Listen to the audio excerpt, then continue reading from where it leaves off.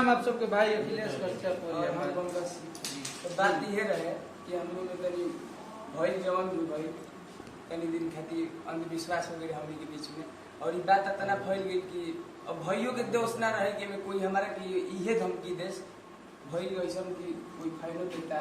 कि हुआ अपनो आदमी देता भइयों के यहाँ तो हमारे के पहले उनका भेजा कोनो बड़ बात नहीं किया भैया कि हम फिर बानी भैया हमारे के हमारे सही बात तेजी ले खत्म किया हमनी के और एमे केहू के मजा लेने की जरूरत नहीं है कि जान मार दे चाहे जान उनका जान के खतरा बे में हम लोग भाई नॉर्मल बात भी है कि हमरो के यहाँ जितना गई हुई धमकी आई बटे तार के बर्बाद कर दिन भइयो के यहाँ तो मान लो वही टाइप की का बिल्कुल कैसा भी हो जान की धमकी कहां देली बड़ी तो बात है जान की धमकी भैया तो उतना फेस टू फेस ना दिले बाकी रहे लगाओ भाई भैया ले सब चीज खत्म बा आज भाई ने हम मैनेजर बात कर बिल्कुल। और ये घर का लड़का है हम लोग का हमनी संगे सब कोई बाप चुनू भैया बानी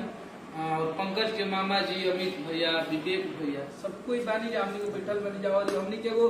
परिवार हो और एकरा खातिर हम धन्यवाद देता नहीं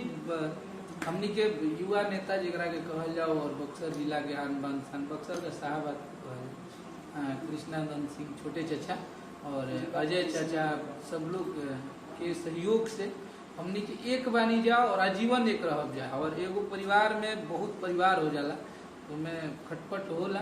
तो बिल्कुल सब कुछ जब हो गया सब लोग सही है तो सही है और ये भाई है इसको आप लोग सपोर्ट करिए और पंकज से हम यह कहब कि नीमन गाओ मेहनत करो जरूर एक दिन कोनो दबाव नहीं है ना पंकज दबाव का एकदम ना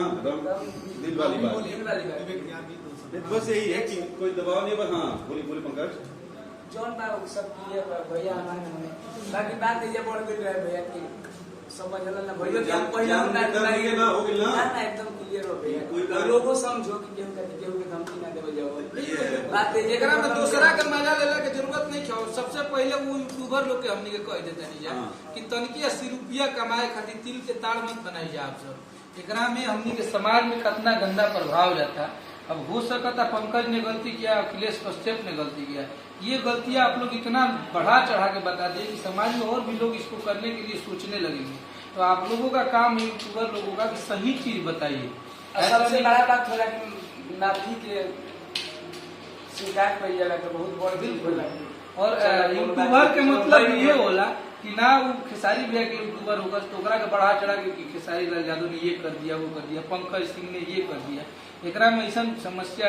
पैदा हो रही है कि दो परिवार अलग होता रहा छोटी छोटी बात के पंकज के हम ये सोच के कबो लड़ाई झगड़ा ना कर रहे पंकज एक सुपरस्टार गायक है चाहे बहुत बड़ा हम इनका आजीवन छोट भाई मन ले बनी और छोट भाई समझ के इनका संगे हम ले रही और जो लाइव में इनका पे हमला हुए चाहे थप्पड़ के मतलब ओकरा खातिर फिर से सॉरी बोला था कि बिल्कुल ना हो के चाहिए हमरा से वो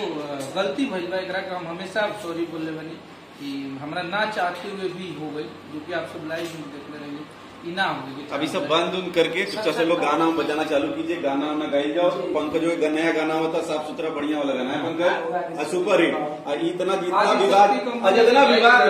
जितना विवाद में पंकज का वीडियो चला है अगर उतना विवाद में अगर मिलियन व्यूज ना आए गाना में तो पंकज कुछ बच कर ले अभी बोलो जितना सपोर्ट आप लोग इस विवाद के लिए पंकज का गाना जितने यूट्यूबर लोग हैं जितने लोग चढ़ाए हैं इस भाई के गाने का प्रमोशन करेंगे उस दिन मुझे आप लोगों की मोहब्बत दिखेगी इस भाई को आप लोगों ने इतना सपोर्ट किया। हर हर महादेव जय